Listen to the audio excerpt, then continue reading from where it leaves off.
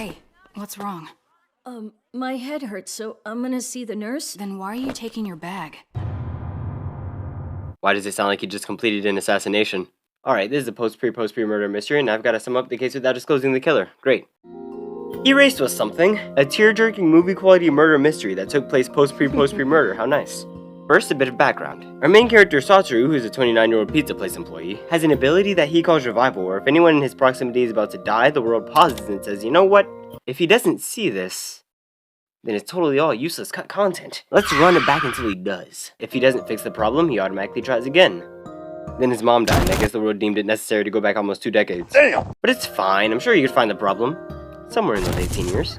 Thus begins the story of Erased, where Satoru was sent 18 years into the past, presumably to prevent a murder.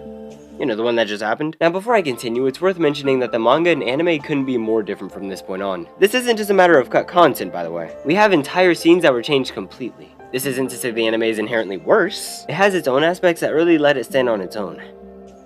Well, for the first 10 episodes anyway. So for simplicity's sake, I'm only going to talk about how the anime does things. The anime Erased takes place in what's essentially Satoru's backstory, where he's a conscious adult in a child's body. This doesn't sound familiar at all. The primary goal at hand is to stop this girl from being killed by an unknown killer who has an IQ straight out of Death Note. Good luck with that. Erased has a different essence than other anime like it. Satoru can't move through other dimensions, let alone create them. He has 2 unchanging options, the past or the present, and despite the name of his ability, revival, he can't exactly be revived if he dies. This makes it to where Satoru's only 2 options in the anime are saving lives or being on the run from the police. Now, I know I said the anime could stand on its own, because it can, but seriously, what happened with the last 2 episodes? Watching episodes 11 and 12, they were fine to me at first, but then I had a very basic, reasonable question. How the heck is he alive right now? Right, because last time we saw him, he was dug deeper than an Oreo, so how did he go from that to this? I get leaving certain things out because it takes too long to animate and incorporate. Plus, we could still get a decent story out of what we have. But this is one of the biggest mysteries in the anime. And they left out the answer! Now the answer was in the manga, but I'm only talking about the anime here. This is why you might have heard lots of people who have been interested in the anime version of Erased say it's a really good series. But the last 2 episodes are eh. Honestly, I really don't think they were that bad though. Seriously, give me some time to explain here. The average mystery anime would usually wrap up one last mystery, then end entirely that same episode. But episodes 11 and 12 of Erased, while almost feeling like extras, actually helped with the anime's pacing. The story skip wasn't the best, but at least the anime gave us some closure as to what happened after Satoru's great dive. And things like that were present throughout the entire story. Some moments of impact were inevitably lost in the adaptation, but the anime had its own charm.